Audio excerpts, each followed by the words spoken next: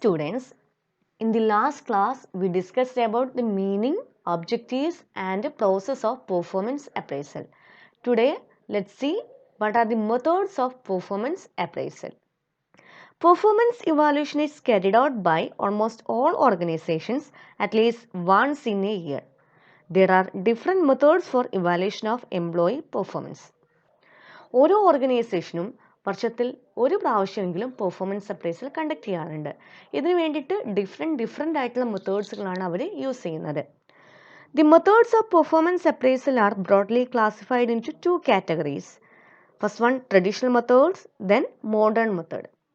Performance appraisal മെത്തേഡ്സിനെ നമുക്ക് traditional method എന്നും മോഡേൺ മെത്തേഡ് എന്നും രണ്ടായിട്ട് ഡിവൈഡ് ചെയ്യാം. ട്രഡീഷണൽ മെത്തേഡിൽ എംപ്ലോയീസിൻ്റെ പാസ്റ്റ് പെർഫോമൻസ് ആണ് നമ്മൾ മെയിനായിട്ട് ഇവാലുവേറ്റ് ചെയ്യാൻ വേണ്ടി യൂസ് ചെയ്യുന്നത്. എന്നാൽ മോഡേൺ മെത്തേഡ്സ് എന്ന് പറയുന്നത് ഫ്യൂച്ചർ ഓറിയൻറ്റഡ് ആണ്. എംപ്ലോയീസിൻ്റെ കപ്പാസിറ്റി, അവരുടെ സ്കിൽ പോലുള്ള കാര്യങ്ങൾ നോക്കിയിട്ടാണ് മോഡേൺ മെത്തേഡ് പ്രകാരം അവരുടെ പെർഫോമൻസ് അപ്രൈസൽ കണ്ടക്ട് ചെയ്യുന്നത്. Traditional methods include rating scale, check list, forced distribution, critical methods, behaviourally anchored rating scale, performance test and observation, confidential report, essay method, group appraisal, cost accounting method and paired comparison methods. Modern methods include MBO, assessment center, psychological appraisal, 360-degree feedback. First of all, let's discuss about the traditional methods of performance appraisal. First one, rating scale. Rating scales consist of several numerical scales representing job-related performance criteria such as dependability, initiative, output, attendance, attitude, etc. Each scale ranges from excellent to poor. The total numerical scores are computed and final conclusions are derived. ഈ ഒരു method പ്രകാരം എംപ്ലോയീസിൻ്റെ പെർഫോമൻസിന് ഒരു rating സ്കെയിലിൻ്റെ ഹെൽപ്പോട് കൂടിയിട്ടാണ് measure ചെയ്യുന്നത്. ഒരു rating സ്കെയിലിൽ excellent മുതൽ poor വരെയുള്ള കാര്യങ്ങളാണ് നമ്മൾ മാർക്ക് ചെയ്യുന്നത്. എംപ്ലോയീസിൻ്റെ ജോബുമായിട്ട് ബന്ധപ്പെട്ട കാര്യങ്ങളായിട്ടുള്ള ഔട്ട്പുട്ട്, അറ്റൻഡൻസ്, ആറ്റിറ്റ്യൂഡ് പോലുള്ള കാര്യങ്ങൾ നമ്മൾ ഒരു റേറ്റിംഗ് സ്കെയിലിൻ്റെ ഹെൽപ്പോട് കൂടിയിട്ട് ഇവാലുവേറ്റ് ചെയ്യുകയാണ് ചെയ്യുന്നത്. ഒരു എക്സാമ്പിൾ പറയുകയാണെങ്കിൽ ഔട്ട്പുട്ടിൻ്റെ കേസിൽ ഏറ്റവും കൂടുതലായിട്ട് ഔട്ട്പുട്ട് പ്രൊഡ്യൂസ് ചെയ്യുന്ന ഒരു എംപ്ലോയി ആണെങ്കിൽ അയാൾക്ക് നമ്മൾ എക്സലൻ്റ് എന്ന് മാർക്ക് ചെയ്യും. വളരെ ലോ ആയിട്ടാണ് അയാൾ പ്രൊഡ്യൂസ് ചെയ്യുന്നതെങ്കിൽ അയാൾക്ക് നമ്മൾ പുവർ എന്ന മാർക്കാണ് കൊടുക്കുന്നത്. ഒരു ആവറേജ് ലെവലിലുള്ള പ്രൊഡക്ഷനാണ് അയാൾ കണ്ടക്ട് ചെയ്യുന്നതെങ്കിൽ ആവറേജ് എന്നുള്ള റേറ്റാണ് നമ്മൾ അയാൾക്ക് മാർക്ക് ചെയ്യുന്നത്. Second one, check list. A checklist of structured questions relating to traits of employee in the form of yes or no based questions is prepared. Here the rater only does the reporting or checking and the HR department does the actual evaluation.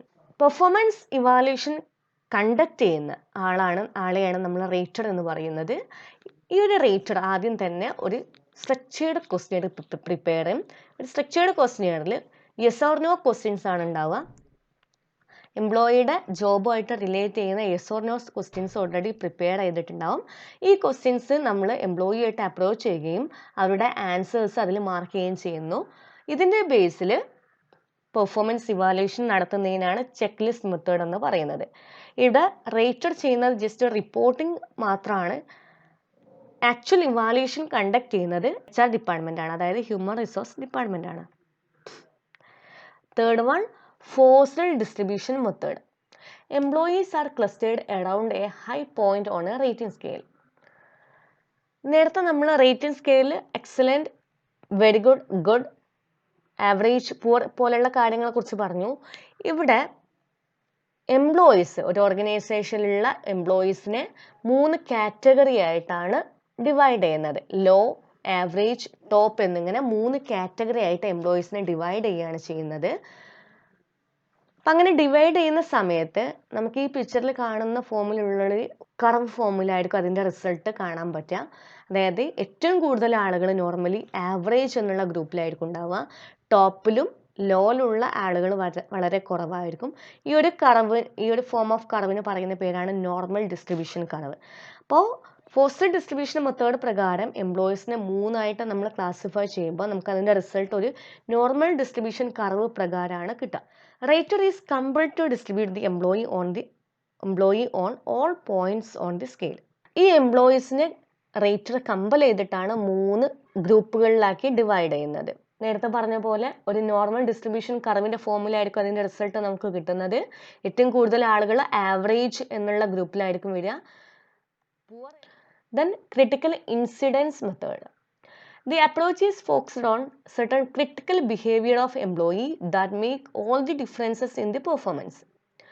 ഓരോ എംപ്ലോയീസും different ആയിരിക്കും. നമ്മൾ പറയാറുണ്ട് ഓരോ ഇൻഡിവിജ്വലും different ആണ്. ഓരോ ഇൻഡിവിജ്വലിനും unique ആയിട്ടുള്ള ചില സ്കില്ലോ ബിഹേവിയേഴ്സോ ഉണ്ടാവും. എന്ന പോലെ തന്നെ ഒരു ഓർഗനൈസേഷൻ്റെ ഉള്ളിലുള്ള ഓരോ എംപ്ലോയീസിൻ്റെയും ബിഹേവിയർ ഡിഫറെൻ്റ് ആണ്. അപ്പോൾ ഓരോ എംപ്ലോയീസിൻ്റെയും ക്രിട്ടിക്കൽ ആയിട്ടുള്ള ബിഹേവിയർ, അവരുടെ സ്പെസിഫിക് ആയിട്ടുള്ള ബിഹേവിയറിനെ നോട്ട് ചെയ്യുകയും അതിനെ ഒരു റിപ്പോർട്ടാക്കി മാറ്റുകയും ചെയ്യുന്ന ഒരു മെത്തേഡാണ് ക്രിട്ടിക്കൽ ഇൻസിഡൻസ് മെത്തേഡ്. ഇതിൻ്റെ ബേസിലാണ് അവർ പെർഫോമൻസ് ഇവാലുവേഷൻ കണ്ടക്ട് ചെയ്യുന്നത്. Next one, behavioural anchored rating scale, that is BAS. BAS are scales which represent a range of descriptive statement of effective and ineffective behaviors varying from least to most effective. It is the expected behavior and it compared with the actual behavior. ഈ ഒരു method പ്രകാരം നേരത്തെ നമ്മൾ structured ക്വസ്റ്റ്യനെയറിൻ്റെ case പറഞ്ഞു, check ലിസ്റ്റിൽ structured ക്വസ്റ്റ്യനെയറിൻ്റെ case പറഞ്ഞു. എന്ന പോലെ തന്നെ ഇതിൽ നമ്മൾ കുറച്ച് സ്റ്റേറ്റ്മെൻറ്റുകൾ പ്രിപ്പയർ ചെയ്യും. ആ സ്റ്റേറ്റ്മെൻറ്റുകൾ നമ്മൾ എംപ്ലോയീസിൻ്റെ അടുത്ത് നൽകുകയും അവരോട് അതിന് ആൻസർ ചെയ്യാൻ പറയുകയും ചെയ്യും. അപ്പോൾ ഈ ഒരു സ്റ്റേറ്റ്മെൻറ്റ് കൊടുക്കുന്നതിന് മുന്നേ തന്നെ നമ്മളൊരു എക്സ്പെക്റ്റഡ് ബിഹേവിയറിനെ അവിടെ സെറ്റ് ചെയ്തിട്ടുണ്ടാവും. നമ്മൾ എന്ത് ബിഹേവിയറാണ് അവരുടെ അടുത്ത് നിന്ന് എക്സ്പെക്റ്റ് ചെയ്യുന്നത് എന്നുള്ളത് നമ്മൾ സെറ്റ് ചെയ്തിട്ടുണ്ടാവും. അവരുടെ കയ്യിൽ നിന്ന് ആക്ച്വലി കിട്ടുന്ന ബിഹേവിയറും നമ്മൾ ഓൾറെഡി സെറ്റ് ചെയ്തിട്ടുള്ള എക്സ്പെക്റ്റഡ് ബിഹേവിയറും കമ്പയർ ചെയ്യുകയും അതിൻ്റെ ബേസിൽ പെർഫോമൻസ് ഇവാലുവേഷൻ കണ്ടക്ട് ചെയ്യുകയും ചെയ്യുന്നുണ്ടെങ്കിൽ അതാണ് ബാസ്. ഒരു എക്സാമ്പിൾ നോക്കുക. A supervisor of A nurse indicates which scale point best describe the behaviour of the nurse. ഒരു നേഴ്സിൻ്റെ ബിഹേവിയർ സ്കെയിലാണ് പറയുന്നത്. ഇതിൽ 1 എന്ന് പറയുന്നത് ലോ അല്ലെങ്കിൽ ഇൻഎഫക്റ്റീവ് ആയിട്ടുള്ള ബിഹേവിയർ ആണ്. 5 എന്ന് പറയുന്നത് മോസ്റ്റ് എഫക്റ്റീവ് ആയിട്ടുള്ള ബിഹേവിയർ ആണ്. അപ്പോൾ അതിൽ 1 എന്നുള്ളത് നോക്കാം. Sometime fails to follow doctor's order. ചില സമയങ്ങളിൽ ഡോക്ടേഴ്സിൻ്റെ ഓർഡർ ഫോളോ ചെയ്യാൻ പറ്റുന്നില്ല, അത് ഇൻഎഫക്റ്റീവ്. അങ്ങനെയുള്ള ഒരു ആൻസറാണ് ആ നേഴ്സിൻ്റെ കയ്യിൽ നിന്ന് കിട്ടിയതെങ്കിൽ നമ്മൾ അതിന് 1 എന്നുള്ള റാങ്കാണ് കൊടുക്കുക. എന്ന് വെച്ചാൽ അത് ഇൻഎഫക്റ്റീവ് ആയിട്ടുള്ള ഒരു ബിഹേവിയർ ആണ്. അതേസമയം 5ലേക്ക് നോക്കുക. Always follows doctor's order. ഡോക്ടേഴ്സിൻ്റെ ഓർഡർ എപ്പോഴും ഫോളോ ചെയ്യാൻ പറ്റുന്നുണ്ട്, അതൊരു പോസിറ്റീവ് ആയിട്ടുള്ള അല്ലെങ്കിൽ എഫക്റ്റീവ് ആയിട്ടുള്ള ബിഹേവിയർ ആണ്. അത് നമ്മൾ 5 എന്ന് മാർക്ക് ചെയ്യും. ഇങ്ങനെ ഏറ്റവും ഇൻഎഫക്റ്റീവ് ആണെങ്കിൽ അതിന് 1 എന്നും, കുറച്ചുകൂടെ എഫക്റ്റീവ് ആണ് 2, then 3, then 4, മോസ്റ്റ് എഫക്റ്റീവ് ആയതിന് 5 എന്നിങ്ങനെ റാങ്ക് ചെയ്യുന്ന ഒരു സിസ്റ്റമാണ് behaviourally anchored rating scale. Next one, performance test and observation. This is based on the test of knowledge or skill. The test may be written or an actual presentation of skill. എംപ്ലോയീസിൻ്റെ പെർഫോമൻസിന് ഒരു return ടെസ്റ്റിലൂടെയോ അല്ലെങ്കിൽ ഒരു practical ടെസ്റ്റിൽ, അതായത് actual പ്രസൻറ്റേഷനിലൂടെയോ measure ചെയ്യുന്നതിന് പറയുന്ന പേരാണ് performance test and observation method. ഒന്നുകിൽ നമുക്ക് ഒരു റിട്ടേൺ എക്സാമിലൂടെ അവരുടെ ബിഹേവിയറിനെ അല്ലെങ്കിൽ അവരുടെ നോളജിനെ ഇവാലുവേറ്റ് ചെയ്യാം, അല്ലെങ്കിൽ അവരുടെ സ്കില്ലിനെ പ്രാക്ടിക്കൽ സെഷനിലൂടെ അല്ലെങ്കിൽ ഒരു ആക്ച്വൽ പ്രസൻറ്റേഷൻ സെഷനിലൂടെ നമുക്ക് മെഷർ ചെയ്യാം. Then confidential report. ഇത് മെയിനായിട്ട് കണ്ടക്ട് ചെയ്യുന്നത് ഗവൺമെൻറ് ഡിപ്പാർട്ട്മെൻറ്റുകളാണ്. ഓരോ വർഷത്തിലും അവർ ഒരു ആനുവൽ കോൺഫിഡൻഷ്യൽ റിപ്പോർട്ട് മെയിൻറ്റെയിൻ ചെയ്യാറുണ്ട്. ആ ഒരു റിപ്പോർട്ടിൽ എംപ്ലോയീസിൻ്റെ attendance, team work, leadership, initiative പോലുള്ള കാര്യങ്ങളാണ് റെക്കോർഡ് ചെയ്യപ്പെടുന്നത്. വളരെ കോൺഫിഡൻഷ്യൽ ആയിട്ട് അല്ലെങ്കിൽ സീക്രട്ട് ആയിട്ട് കണ്ടക്ട് ചെയ്യുന്ന ഒരു മെത്തേഡാണ് confidential record. Then essay method. ആ പേരിലുള്ള പോലെ തന്നെ ഓരോ എംപ്ലോയീസിനെ കുറിച്ചും ഉള്ള കാര്യങ്ങൾ ഡീറ്റെയിൽഡ് ആയിട്ട് ഈ റേറ്റർ എഴുതി തയ്യാറാക്കിയിട്ട് കണ്ടക്ട് ചെയ്യുന്ന ഒരു മെത്തേഡാണ് essay method.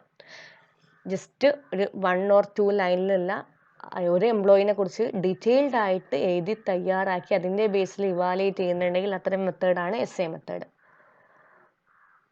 Then cost accounting method or cost benefit analysis. ഈ ഒരു പിക്ചർ ശ്രദ്ധിക്കുക. എംപ്ലോയീസിന് നമ്മൾ സാലറി കൊടുക്കുന്നുണ്ട്, അതിന് പകരമായിട്ട് അയാൾ ആ ഒരു ഓർഗനൈസേഷന് വേണ്ടി വർക്ക് ചെയ്യുന്നുണ്ട്. എംപ്ലോയീസിന് നമ്മൾ കൊടുക്കുന്ന സാലറിയെ കോസ്റ്റ് എന്നും എംപ്ലോയിയുടെ എഫേർട്ടിലൂടെ നമുക്ക് നമ്മുടെ ഓർഗനൈസേഷന് കിട്ടുന്നതിന് ബെനിഫിറ്റ് എന്നുമാണ് പറയാം.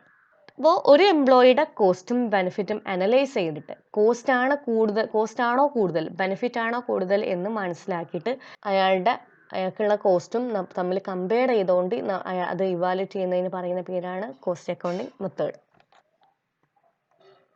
Then group appraisal. Performance of employee is evaluated by a group of persons. ഒരു എംപ്ലോയിയുടെ പെർഫോമൻസിനെ ഒരു ഗ്രൂപ്പ് ഓഫ് പേഴ്സൺസ് ഇവാലുവേറ്റ് ചെയ്യുന്ന മെത്തേഡാണ് ഗ്രൂപ്പ് അപ്രൈസൽ. ആ ഒരു ഗ്രൂപ്പിൽ നോർമലി ഒരു സൂപ്പർവൈസറും 3-4 എക്സ്പേർട്ടുകളും ആയിരിക്കും ഉണ്ടാവുക. Last one, paid comparison method. ഒരു എംപ്ലോയിയുടെ പെർഫോമൻസിനെ മറ്റൊരു എംപ്ലോയി ഇവാലുവേറ്റ് ചെയ്യുന്ന മെത്തേഡാണ് paid comparison method. In this method each employee is rated with another employee in the form of purse. The number of comparison may be calculated with the help of formula n/n-1/2. ഈ ഒരു chart ശ്രദ്ധിക്കുക. ഇതിൽ ABCDE എന്ന് പറയുന്നത് ഓരോ എംപ്ലോയിയുടെ പേരാണ്. ആദ്യത്തെ കേസിൽ ക്വാളിറ്റി ഓഫ് വർക്ക്, ക്വാളിറ്റിയുടെ ബേസിൽ ഓരോ എംപ്ലോയിയെയും ബാക്കിയുള്ള എംപ്ലോയീസ് ഇവാലുവേറ്റ് ചെയ്തതാണ് കാണുന്നത്. പ്ലസ് എന്നുള്ളത് പോസിറ്റീവായിട്ട് ഇവാലുവേറ്റ് ചെയ്തു, മൈനസ് എന്നുള്ളത് നെഗറ്റീവായിട്ട് ഇവാലുവേറ്റ് ചെയ്തു. ആ ക്വാളിറ്റി ഓഫ് വർക്കിൻ്റെ കേസിൽ ഇവിടെ ഏറ്റവും കൂടുതൽ സ്കോർ ചെയ്തത് മരിയ എന്നുള്ള എംപ്ലോയിയാണ്. അതേസമയം രണ്ടാമത്തെ കേസ് ക്രിയേറ്റിവിറ്റിയുടെ ബേസിലാണ് നമ്മൾ ഓരോ എംപ്ലോയീസും മറ്റുള്ള എംപ്ലോയീസിനെ മെഷർ ചെയ്തപ്പം അതിൽ ഏറ്റവും കൂടുതൽ റാങ്കിങ്ങിൽ വന്നത് ആർട്ട് എന്നുള്ള പേഴ്സണാണ്. അപ്പോൾ ഓരോ എംപ്ലോയിയെയും ബാക്കിയുള്ള എംപ്ലോയീസ് മെഷർ ചെയ്യുന്ന ഒരു മെത്തേഡാണ് paid comparison method. Then let's see the modern methods of performance appraisal. First one, management by objective or MBO. It means laying objective or target of performance and the performance is rated against the achievement of objectives stated by the management. ഈ ഒരു method പ്രകാരം നമ്മൾ ആദ്യം തന്നെ ഒരു target ഒരു performance അല്ലെങ്കിൽ ഒരു സ്റ്റാൻഡേർഡ് പെർഫോമൻസ് അല്ലെങ്കിൽ ഒരു ഒബ്ജക്റ്റീവ് സെറ്റ് ചെയ്ത് വെച്ചിട്ടുണ്ടാവും. എന്നിട്ട് എംപ്ലോയീസിലെ ആക്ച്വൽ പെർഫോമൻസിനെ ഈ ടാർജറ്റുമായിട്ട് കമ്പയർ ചെയ്യുന്ന ഒരു മെത്തേഡാണ് മാനേജ്മെന്റ് ബൈ ഒബ്ജക്റ്റീവ്. MBO എന്നുള്ള മെത്തേഡ് കണ്ടക്ട് ചെയ്യാൻ നമ്മൾ ഫോളോ ചെയ്യുന്ന സ്റ്റെപ്സ് ആണ് പറയുന്നത്. Establish goals and decide outcome for each subordinate. നമ്മുടെ ഗോൾസ് അല്ലെങ്കിൽ ഓരോ എംപ്ലോയീസിൽ നിന്നും കിട്ടേണ്ട ഔട്ട്കംസ് നമ്മൾ ആദ്യം തന്നെ സെറ്റ് ചെയ്യും. Then setting performance standard set ചെയ്യും. Comparison of actual goal with goal attained by the employee. നമ്മൾ നേരത്തെ സെറ്റ് ചെയ്ത ഗോളും ഈ എംപ്ലോയി അറ്റൈൻ ചെയ്ത ഗോളും കമ്പയർ ചെയ്യുന്നു. Establish new goals and new strategies for goals not achieved in previous year. കഴിഞ്ഞ വർഷം നമുക്ക് അറ്റൈൻ ചെയ്യാൻ പറ്റാത്ത ഗോള് ഈ വർഷം അറ്റൈൻ ചെയ്യാൻ ആവശ്യമായിട്ടുള്ള സ്ട്രാറ്റജീസ് എസ്റ്റാബ്ലിഷ് ചെയ്യുന്നു.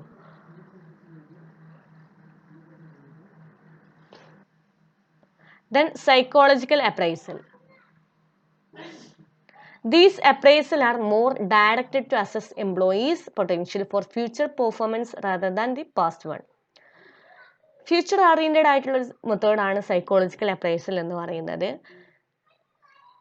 എംപ്ലോയീസിൻ്റെ ഇമോഷണൽ, ഇൻ്റലക്ച്വൽ ആൻഡ് മോട്ടിവേഷണൽ ഫാക്ടേഴ്സിനെ ബേസ് ചെയ്തുകൊണ്ട് ഇവാലുവേറ്റ് ചെയ്യുന്ന ഒരു മെത്തേഡാണ് സൈക്കോളജിക്കൽ മെത്തേഡ്. ഇത് പ്രകാരം ഇൻഡെപ്ത് ഇൻ്റർവ്യൂസ്, അതുപോലെ സൈക്കോളജിക്കൽ ടെസ്റ്റ്, ഡിസ്കഷൻ, റിവ്യൂ പോലുള്ള മാർഗങ്ങളിലൂടെയാണ് അയാളുടെ പെർഫോമൻസിനെ ഇവാലുവേറ്റ് ചെയ്യുന്നത്. Then assessment centres. ഈ ഒരു ടെക്നിക്ക് ആദ്യമായിട്ട് ഡെവലപ്പ് ചെയ്തിട്ടുള്ളത് USA-ലും UK-ലുമാണ് ഇൻ 1943. എംപ്ലോയീസിനെ പ്രൊമോട്ട് ചെയ്യേണ്ട സമയത്താണ് ഈ ഒരു ടെക്നിക്ക് നമ്മൾ യൂസ് ചെയ്യുന്നത്. An assessment center is a central location where managers may come together to have their participation in job related assignment. ഈ ഒരു മെത്തേഡ് പ്രകാരം മാനേജേഴ്സും എംപ്ലോയീസും ഒന്നിച്ച് ഒരു അസസ്മെൻറ്റ് സെൻറ്ററിൽ എത്തിച്ചേരുകയും അവിടെ വെച്ചിട്ട് ഈ എംപ്ലോയീസിന് ആവശ്യമായിട്ടുള്ള ടാസ്കുകൾ അസൈൻമെൻറ്റുകളും മാനേജ്മെൻറ്റ് കൊടുക്കുകയും ചെയ്യുന്നു. ട്രെയിൻഡ് ആയിട്ടുള്ള ഒബ്സർവേഴ്സ് ആണ് അവരുടെ ടാസ്കിനെ ഇവാലുവേറ്റ് ചെയ്യുന്നത്. അവർക്ക് കൊടുക്കുന്ന ടാസ്ക് മെയിനായിട്ട് റോൾ പ്ലേ ആയിരിക്കാം, കമ്പ്യൂട്ടർ സിമുലേഷൻ അല്ലെങ്കിൽ ഗ്രൂപ്പ് വർക്ക്, ഇങ്ങനെയുള്ള കാര്യങ്ങളായിരിക്കും അവർക്ക് കൊടുക്കുന്ന ടാസ്ക് അല്ലെങ്കിൽ അസൈൻമെൻറ്റ്. ഇതിലൂടെ അവരുടെ assertiveness, communicating ability, planning and organisational ability, self confidence, resistance stress, energy level, decision making, sensitivity to feelings, ഇങ്ങനെയുള്ള ക്വാളിറ്റീസ് ആണ് ചെക്ക് ചെയ്യുന്നത്. ഇതിനുശേഷം ഒരു സമ്മറി റിപ്പോർട്ട് പ്രിപ്പയർ ചെയ്യുകയും ചെയ്യുന്നു. Last one, 360-degree feedback. It is a technique which is systematic collection of performance data on an individual group derived from a number of stakeholders like immediate supervisors, team members, customers, peers and self. ഒരു എംപ്ലോയിയെ കുറിച്ച് ആ എംപ്ലോയിയായിട്ട് relate ചെയ്ത എല്ലാ ആളുകളുടെ അടുത്തു നിന്നും information collect ചെയ്തുകൊണ്ട് evaluate ചെയ്യുന്ന ഒരു മെത്തേഡാണ് 360-degree feedback. ഒരു എംപ്ലോയിയായിട്ട് റിലേറ്റ് ചെയ്യുന്ന ആളുകൾ എന്ന് പറയുമ്പം മാനേജേഴ്സ്, അയാളുടെ കൂടെ വർക്ക് ചെയ്യുന്ന ആളുകൾ, അതായത് പിയേഴ്സ്, കസ്റ്റമേഴ്സ്, ഇങ്ങനെയുള്ള ആളുകളുടെ അടുത്ത് നിന്ന് അയാളെക്കുറിച്ചുള്ള ഇൻഫർമേഷൻ, അയാളെക്കുറിച്ചുള്ള ഒപ്പീനിയൻസ് കളക്ട് ചെയ്തുകൊണ്ട് പെർഫോമൻസ് അപ്രൈസൽ കണ്ടക്ട് ചെയ്യുന്നതിനാണ് 360-degree feedback എന്ന് പറയുന്നത്.